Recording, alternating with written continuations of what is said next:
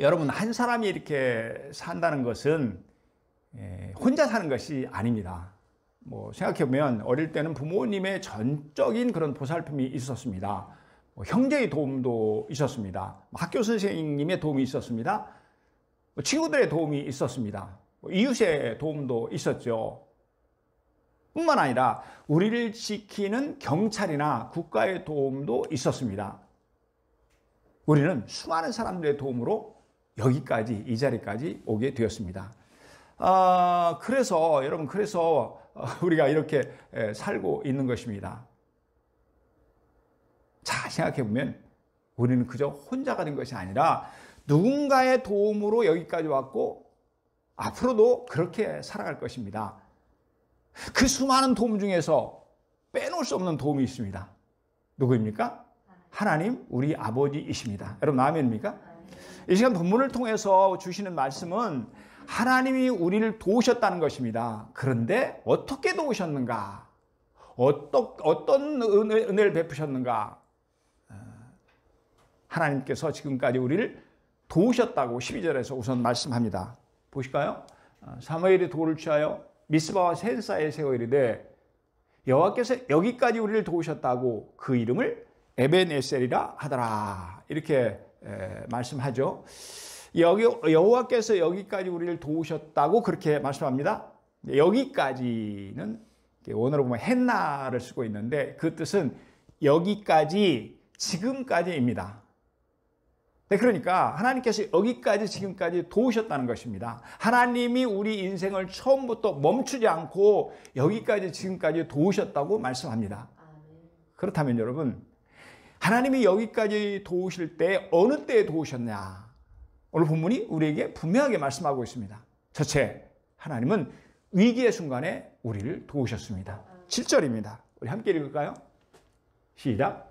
이스라엘 자손이 미스바에 모였다 함을 블레셋 사람들이 듣고 그들의 방백들이 이스라엘을 치러 올라온지라. 이스라엘 자손들이 듣고 블레셋 사람들을 두려워하여. 7절에서 이렇게 말씀합니다. 지금 미스바에서 이스라엘 백성들이 이 국가적인 모임을 하고 있습니다. 거국적인 그런 모임을 하고 있어요. 그런데 이때 블레셋이 이를 듣고 치러 올라온지라 라고 그렇게 말씀합니다. 여러분, 블레셋이 왜 이스라엘을 공격했나요? 이것이 바로 우리가 오늘 살펴보는 이 본문의 배경이기도 하죠. 이 당시 이스라엘은요, 50년 동안 블레셋으로부터 엄청난 그런 압박을 받고 살았어요. 고통 가운데 살았습니다. 그런데 그들이 이스라엘 사람들이 미스바에서 거국적으로 큰 모임을 갖고 있다고 하니까 반란을 일으키는구나. 이 반란의 조짐으로 파악한 것이죠. 그래서 블레셋 사람들은 이것을 차단해 잘라버려야 되겠다 이렇게 생각을 합니다. 그래서 미스바를 향해서 공격을 한 것입니다. 여러분 생각해보면 당시에 블레셋 군대는 창과 칼을 가지고 있었습니다. 그렇게 해서 공격을 한 거죠. 반면에 이스라엘 백성들은 하나님 앞에 제사를 지내고 있었습니다. 그들은 하나님께 예배를 드리고 있었던 것이죠. 그러니 위기 중에 위기입니다. 이스라엘은 지금 커다란 위험에 처한 것입니다. 여차하면 모두가 한꺼번에 몰살을 당할 수 있는 그런 위기였습니다. 여러분 이때 하나님은 어떻게 하셨다고 말씀하나요? 10절, 11절입니다. 사무엘이 번제를 드릴 때에 블레셋 사람이 이스라엘과 싸우려고 가까이 오매 그날의 여호와께서 블레셋 사람에게 큰 우레를 발하여 그들을 어지럽게 하시니 그들이 이스라엘 앞에 패한지라. 이스라엘 사람들이 미스바에 나가서 블레셋 사람들을 추격하여 뱃갈 아래에 이르기까지 쳤더라. 이렇게 말씀하고 있습니다. 그러니까 하나님이 큰 우레를 보내어 그들을 어지럽게 하시니 그래서 어떻게 됐습니까? 그들이 블레셋 사람들이 이스라엘 앞에 패한지라 이렇게 말씀하시죠. 하나님은 이스라엘 백성이 위험한 그런 순간에 그들을 도우셨다고 말씀합니다. 그렇습니다. 하나님은 당신의 자녀들이 위험한 순간에 그들을 도우시는 분이십니다. 이스라엘 백성들이 출애굽을 하는 중에 여러분 홍해 앞에서 위기를 만납니다. 그때 하나님께서 홍해 바다를 갈라서 이스라엘 백성들을 도우셨습니다.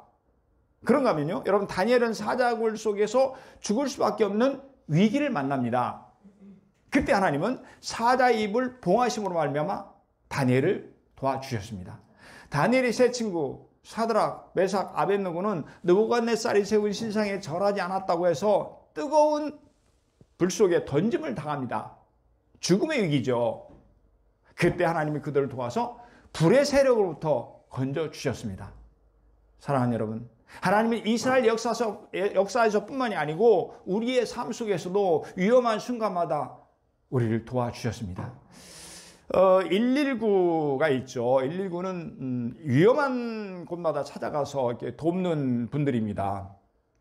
저도 119 도움을 한번 받았고, 또 저희 아내도 이렇게 한번 도움을 받은 그런 경험이 있는데, 강이든지 뭐 산이든지 집에든지 뭐 위험한 그런 상황이 되면 어디든 달려가서 돕습니다.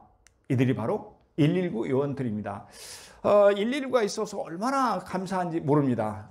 이걸 경험한 사람들은 특히 그런 것을 느끼게 되는 거예요. 지난날을 돌이켜보면 지금까지 하나님은 마치 119처럼 위험한 순간마다 우리를 도와주셨습니다. 여러분, 이 눈이 많이 온 후에 산이나 들에서 이게 걸어본 적이 있으시죠? 근데 그때 뒤를 돌아다 보면 어떻습니까? 내가 걸어온 발자국이 선명하게 남습니다. 지금까지 하나님의 도우심이 그러하다는 것입니다. 지금까지 걸어온 인생의 여정을 우리가 반추해보면, 되돌아보면 주님께서 위험한 순간마다 우리를 도우신 발자국이 보이는 것입니다.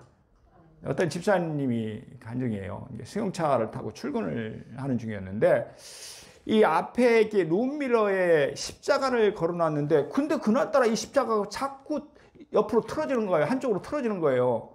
그래서 가다가 바로 세우면 또다시 틀어지고, 바로 세우면 또다시 틀어지고. 그럼 그냥 가면 될 거 아닙니까? 근데 이 집사님이 성격이 그렇지 않은가 봐요. 그것을 고치려고 차를 세우려고 갓길로 이 핸들을 트는 순간에 갑자기 뒤에서 큰 트럭이 휙 지나가더니 바로 앞에 주행 중이던 트럭을 들어받은 거예요. 그런 사고를 이 집사님이 목격을 합니다. 뭐 다행히 그 앞 차량도 트럭이기 때문에 뭐 인명피해는 없었다고 합니다. 그런데 여러분, 만일 그 트럭이 자신의 승용차를 덮쳤더라면 큰 사고로, 아니 죽을 수도 있는 일촉즉발의 상황이었습니다. 그래서 그분은 놀란 가슴을 쓸어내리면서 하나님 감사합니다. 하나님께서 저를 살려주셨습니다. 저를 도우셨습니다. 그런 고백이 저절로 나오더라는 것입니다. 여러분, 이것이 어디 남의 이야기입니까? 아닙니다. 우리도 되돌아보면 그런 위기들이 있었습니다. 그때 내가 무사했던 것, 그때 내가 죽지 않고 살았던 것은 하나님이 도우신 것이 아니면 무엇이겠습니까? 여러분, 우리가 차를 운전해보면 때때로 이런 위험한 순간을 맞이하게 됩니다. 어디 차뿐이겠습니까? 때로는 질병으로, 때로는 사건으로 위험한 상황을 맞이한 적이 얼마나 많이 있습니까? 그 위험한 순간에 하나님이 우리를 도우신 줄로 믿습니다. 시편 94편 17절 말씀 우리 함께 읽겠습니다. 시작. 여호와께서 내게 도움이 되지 아니하셨더라면 내 영혼이 벌써 침묵 속에 잠겼으리로다. 아멘. 하나님께서 나를 도와주시지 않았다면 뭐라고 고백합니까? 내 영혼이 벌써 침묵 속에 잠겼으리로다. 침묵 속에 잠겼으리로다. 내 영혼이 벌써 어둠 속에 잠겨서 지금 여기에 남아있지 않을 거라는 그런 말씀입니다. 죽었다는 얘기죠. 하나님이 도움이 있었기에 지금 우리가 이렇게 살아가고 있는 것입니다. 그렇습니다. 우리가 여기까지 지금까지의 삶은 하나님의 도우심이요 하나님의 은혜인 줄로 믿습니다. 여러분, 하나님이 우리를 언제 도우셨나요? 본문은요, 위험한 순간에 우리를 도우셨다고 말씀합니다. 그리고 두 번째는요, 우리가 힘들고 지쳐 있을 때 우리를 도와주셨습니다. 다시 한번 보시겠습니다. 이스라엘 자손이 미스바에 모였담을 블레셋 사람들이 듣고 그들의 방백들이 이스라엘을 치러 올라온지라. 이스라엘 자손들이 듣고 블레셋 사람들을 두려워하여, 이렇게 7절에서 말씀합니다. 이스라엘의 온 백성이 미스바에 모였는데 블레셋 사람들이 치러 올라왔습니다. 이때 사람들은 몹시 두려웠습니다. 그럴 수밖에요. 어쩔 줄을 몰라 했습니다. 앞이 캄캄했습니다. 그래서 좌절하고 낙담한 것입니다. 이때 하나님께서 그들을 도와주셨습니다. 그렇습니다. 하나님은 힘들고 지쳐있는 우리 인생을 도우시는 분이십니다. 한 번은요, 엘리사 선지자가 사역이 너무 힘들어서 낙심에 빠진 적이 있었습니다. 내일 이맘때는 내가 반드시 너를 죽이겠다는 이 아합의 아내 이세벨의 말을 듣고 엘리야는 크게 낙심합니다. 그래서 그는 차라리 광야에 들어가서 죽는 것이 낫겠다고 하소연을 합니다.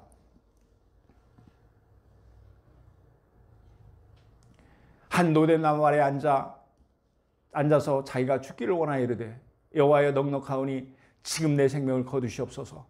나는 내 조상보다 나지 못하니이다 하고 로뎀나무 아래에 누워 자더니 같이 읽습니다. 시작. 천사가 그를 어루만지며 그에게 이르되 일어나서 먹으라 하는지라. 아멘. 하나님께서 보내주신 천사가 엘리야를 어루만지시면서 일어나서 먹으라고 그렇게 말했다. 이렇게 성경은 기록하고 있습니다. 그러니까 이제 천사가 엘리야를 어루만지고 먹을 것을 주어서 힘을 내도록 도왔다고 하는 것입니다. 그렇습니다. 하나님은 낙심하고 지쳐있는 엘리야를 도와주듯이 우리의 인생 여정에서도 하나님은 우리를 반드시 도와주십니다. 우리가 힘들고 지쳐서 낙심했을 때 하나님은 우리를 찾아오십니다. 그래서 때로는 말씀을 주시기도 하고 때로는 천사를 보내서 우리를 도우시면서 우리를 일으켜 세워주십니다. 이 데이테크라는 그런 그 회사가 있는데 5개의 그 지회사를 거느리고 연간 한 3천억 정도의 매출을 올리는 이 자동차 부품 업체입니다. 중소기업이죠. 이 데이테크의 회장인 이 최우승 장로님은 죽게 하듯 하라 이런 책을 이렇게 발간했었어요. 그런가 하면 아주 이 성공한 기업의 대표적인 사람 중에 한 사람입니다. 이분이 신앙이 이렇게 좋으면서 또 이런 회사 경영을 잘 하니까 이분이 이제 이 책에 그렇게 소개가 된 거죠. 이분이 이제 하신 그 간증을 말씀을 드립니다. 이분은 사업을 하면서 3번 정도의 큰 위기가 있었다고 그렇게 말합니다. 그런데 그때마다 하나님의 도움의 손길이 그를 붙들어 주셨습니다. 그 중에 하나가 어렵사리 자동차 부품 공장을 할 때 일어났습니다. 그해 6월에 경기도 부천이 생긴 일에 최대의 호우가 급수했습니다. 그래서 비가 얼마나 많이 왔는지 회사 사무실 천정까지 물로 가득 차 있었습니다. 물난리로 기가 다 망가졌으니 사업이 거덜난 거죠. 물난리가 난 그 이튿날입니다. 망연자실하고 공장 설비 앞에 서 있는데 그때 아주 친한 친구 하나가 터벅터벅 그에게 걸어오더라는 거예요. 그리고는 너는 틀림없이 성공할 거야 하면서 이 봉투 하나를 건네주고 가더랍니다. 간 후에 봉투를 열어보니까 그 안에는 1억 원이 들어있었습니다. 그는 이 1억 원을 마중물로 삼아서 사업을 다시 일으켰다고 합니다. 또 한 번은요, 천안의 MGS 공장이 완전히 화재로 전소가 되었습니다. 그때 소방차 28대가 동원됐는데 그러면데도 불구하고 불을 끄지 못했어요. 다 타버린 거예요. 손실액만 해도 당시에 70억 원이나 이렇게 발생을 했습니다. 그러자 그걸 보고 주위 사람들은 한결같이 다시는 일어나지 못할 것이다 이렇게 말하더랍니다. 예체회장은 그날 32명의 거래처 사람들을 한 사람 한 사람 다 만나갖고 부탁을 합니다. 나는 반드시 일어납니다. 그러니 1년만 기다려주세요. 그런데요, 이게 쉬운 부탁이 아니지 않습니까? 채권자 32명 모두가 동일한 똑같은 대답을 하더라는 거예요. 교회 장로인 당신을 저는 믿습니다. 당신은 이제까지 정말 약속을 잘 지켜주었고 그러니 이번에도 약속을 지켜줄 것이라 생각합니다. 그때까지 기다려주겠으니 꼭 재기하시기 바랍니다. 1년 후에 그는 재기에 성공했고 모든 부채를 다 갚았습니다. 사랑하는 여러분, 최우승 장로님이 힘들고 지쳐서 낙심해 있을 때 친구가 와서 1억 원을 건네준 것이 어디 우연이겠습니까? 사업이 망했을 때 채권단 32명이 전원이 장로님을 신뢰하면서 이 재기할 때까지 기다렸다 한 것이 여러분 어떻게 이것이 우연이겠습니까? 사람이 도운 것 같지만 하나님이 그때그때마다 사람들을 통해서 그분을 도와주신 줄로 믿습니다. 아니, 우리가 참 어려움을 당할 때 우리는 잘 알지 못하지만 되돌아보면 하나님께서 이렇게 우리를 도와주셨다는 것을 우리는 깨닫게 됩니다. 자, 우리를 도와주시는 이 하나님을 생각하면서 우리 함께 찬양하겠습니다. 힘들고 지쳐.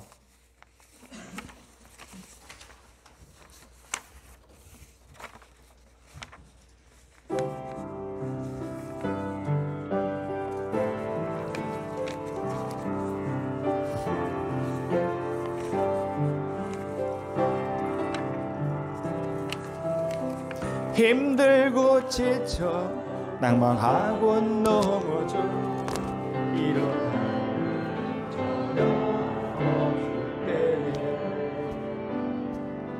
조용히 다가와 손 잡아주시고 나에게 말씀하시니 나에게 실망하며 내 자신 연약해 고통 속에 눈물 흘릴 때에 못자국 난 그 손길 눈물 닦아주시고 나에게 말씀하시네 너는 내 아들이라 오늘날 내가 너를 낳도다 너는 내 아들이라 날 사랑하는 내 아들이라 언제나 변함없이 너는 내 아들이라 나의 십자가 고통 배달의 그 고통으로 내가 너를 낳았으니 너는 내 아들이라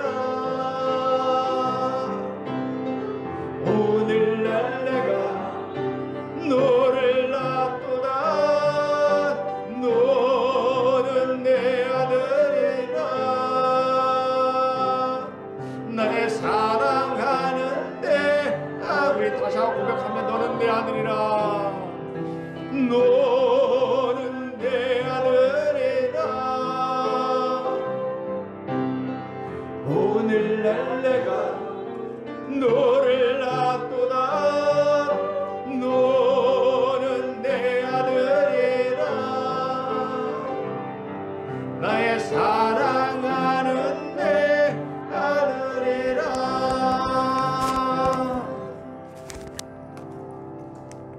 아멘 아멘.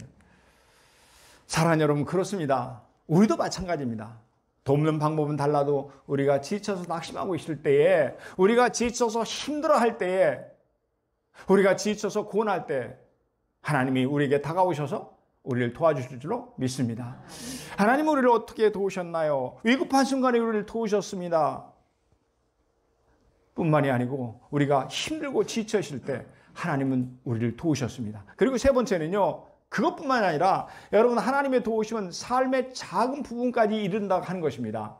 본문 17절에 여기까지 우리를 도우셨다는 말 속에는 삶의 모든 것을 도우셨다는, 또한 삶의 작은 것까지 도우셨다는 그런 의미가 포함이 되어 있습니다. 그러니까요, 문제가 있을 때만 하나님이 우리를 도우신 것이 아닙니다. 위기에 닥쳤을 때만 하나님께서 도우신 것이 아닙니다. 우리가 힘들고 지쳤을 때 그때만 하나님께서 도운 것이 아닙니다. 삶의 모든 것, 삶의 작은 것까지도 우리를 도와주셨다고 하는 것입니다. 누가복음 12장 7절 말씀입니다. 우리 함께 읽습니다. 너희에게는 심지어 머리털까지도 다 세신 바 되었나니 두려워하지 말라. 아멘. 너희에게는, 우리에게는, 하나님의 자녀인 우리에게는 심지어 머리털까지도 다 세신 바 되었다니, 하나님께서 머리털까지 다 세셨다. 그러니 두려워할 필요가 없다. 이렇게 말씀하십니다. 그러니까 하나님은 우리를 세밀하게 도우시는 분이라는 말씀입니다. 한 번은요, 엘리사 때 이런 일이 있었어요. 엘리사 선지자가 선지학교를 했어요. 그래서 많은 선지생들을 거느리고 있었습니다. 그런데요, 생도들이 거주할 집이 부족한 겁니다. 당시의 생도들은 보다 넓은 집을 짓기 위해서 좋은 나무를 구하러 갔습니다. 그중 한 사람이 빌려온 도끼를 가지고 큰 나무를 열심히 찍었습니다. 그러다 그만 손을 헛놓았는지 쇠도끼가 옆에 있는 이 물가로 날아가더니 깊은 곳에 빠져버린 거예요. 그러자 성도는 걱정을 합니다. 큰일이다. 이 도끼는 내 것이 아니고 빌려온 것인데 어떻게 하지? 낙심에 빠집니다. 그때 하나님은 엘리사 선지자를 통해서 이 도끼를 찾아주십니다. 이렇게 말씀합니다. 하나님의 사람이 이르되 어디 빠졌느냐 하며 그곳을 보이는지라 엘리사가 나뭇가지를 베어 물에 던져 쇠도끼를 떠오르게 하고 이르되 너는 그것을 집으라 하니 그 사람이 손을 내밀어 그것을 집으니라. 이렇게 말씀하고 있어요. 여러분 무슨 뜻입니까? 사실은 일상이 큰일 아니에요. 작은 일입니다. 도끼를 잃어버렸어요. 나중에 물어주면 되는 거예요. 그럼에도 불구하고 하나님은 일상의 작은 것까지도 우리를 도우시는 분이라는 말씀입니다. 이스라엘 백성들이 광야에서 마실 물이 없었습니다. 그러자 하나님은 이때 반석에서 샘물이 솟아나게 하셔서 그들을 마시게 하셨습니다. 이스라엘 백성들이 광야에서 먹을 것이 없었습니다. 그러자 하나님은 하늘에서 만나를 내려서 그들에게 먹게 하셨습니다.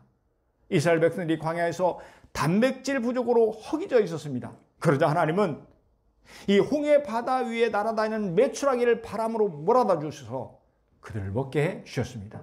그렇습니다. 하나님은 우리의 의식주 같은 일상적이며 사소한 것까지도 비록 작은 부분까지도 우리를 도우시는 분이십니다.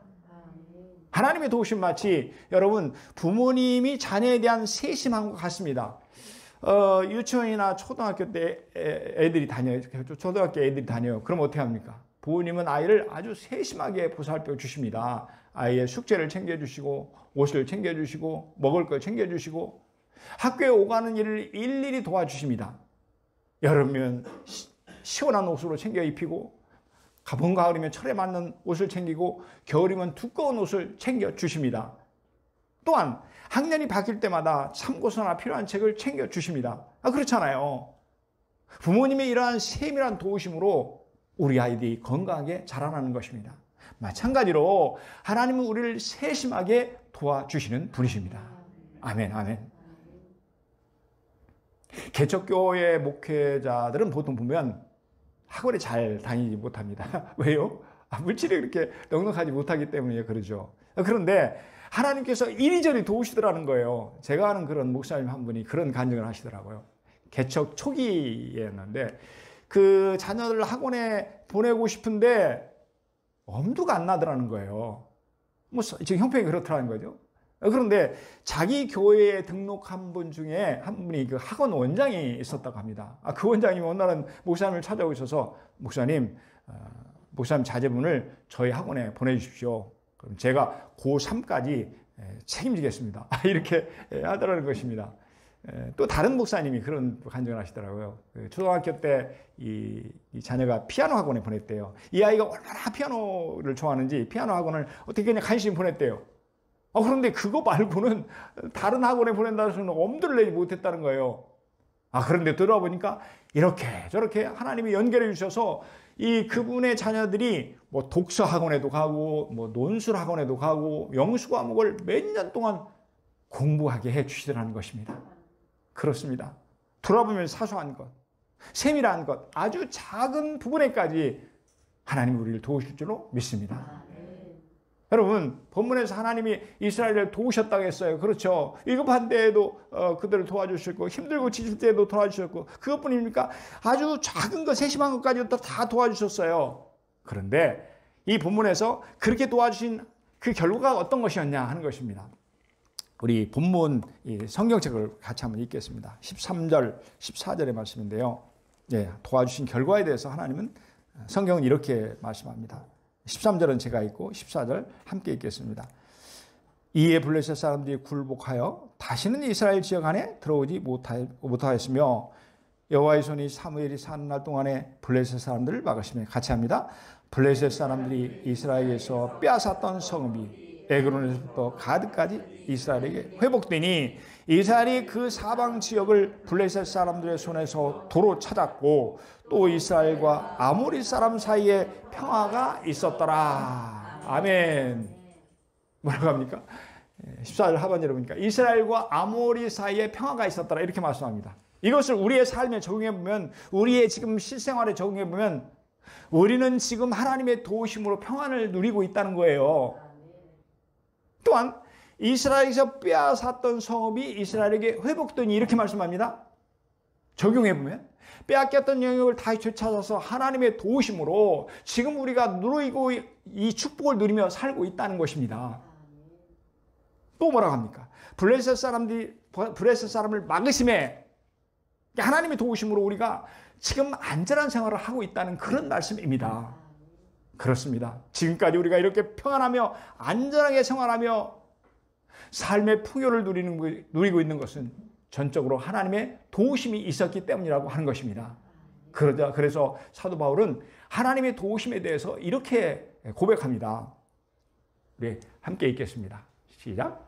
그러나 내가 나된 것은 하나님의 은혜로 된 것이 내게 주신 그의 은혜가 헛되지 아니하여 내가 모든 사도보다 더 많이 수고하였으나 내가 한 것이 아니요 오직 나와 함께 하신 하나님의 은혜로라. 아멘. 여러분 아멘입니까? 내가 나된 것은, 그러니까 지금 내가 나된 것은, 지금까지 우리가 이렇게 누리며 살아오게 된 모든 것은 뭐라고 고백합니까? 하나님의 은혜로 된 것이니 그것은 다 하나님의 은혜였다는 것입니다. 그것은 다 하나님의 도우심으로 된 것이라는 말씀입니다. 그렇다면 여러분, 사무엘은 이 하나님의 은혜에 대해서 어떻게 하자는 것입니까? 하나님이 도우신 은혜를 잊지 말자고 말씀합니다. 12절입니다. 사무엘이 돌을 취하여 미스바 센사에 세워 이르되 여호와께서 여기까지 우리를 도우셨다 하고, 우리 같이 읽습니다. 그 이름을 에벤에셀이라 하더라. 아멘, 아멘. 말씀드린 대로 에벤에셀은 도움의 돌이라는 뜻이에요. 도움의 돌. 그리고 그 의미는 뭐냐면 하나님께서 지금까지 도우셨다. 하나님께서 여기까지 도우셨다는 것입니다. 그런 돌을 가져다가 이름을 에벤에셀이라 하였습니다. 에벤에셀이라는 기념비를 미스바 센사에 세웠다는 말씀입니다. 쇠는 미스바에서 서쪽으로 약 12km 지점에 있는데 하나님께서 여기까지 도우셨다는 뜻입니다. 사랑하는 여러분, 그런데 사무엘이 왜 기념비를 세웠나요? 하나님이 여기까지 지금까지 도우신 그 은혜를 잊지 말고 감사하며 살자는 것이죠. 그렇습니다. 우리도 우리를 도우신 하나님의 은혜를 기억하고 감사하는 삶이 되어야 할 줄로 믿습니다. 말씀을 정리합니다. 사랑하는 성도 여러분, 에베레셀이 하나님이 우리를 도와주셨습니다. 지금까지 위험한 순간에 우리를 도와주셨습니다. 지금까지 우리가 힘들고 지칠 때 우리를 도와주셨습니다. 지금까지 삶의 작은 부분에서까지도 우리를 도와주셨습니다. 그러므로 이 같은 하나님의 크고 작은 도우심을 잊지 말고 범사에 하나님을 기억하는 저와 여러분이 되시기를 바랍니다. 깊고 뜨거운 감사를 드리는 우리 모두가 되기를 주님의 이름으로 축복합니다. 축복합니다.